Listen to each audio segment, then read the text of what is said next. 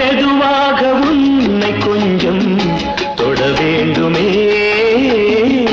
திருமேனி எங்கும் விரல்கள்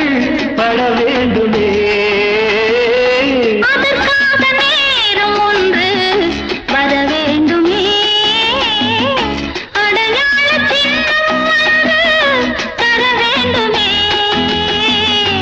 இரு தோளிலும் மணமாலைகள் கொண்டாடும் காலம் யாரு கூடும் என்று தவிக்கின்ற தவிப்பெண்டவோ என் கண்மணி காதலி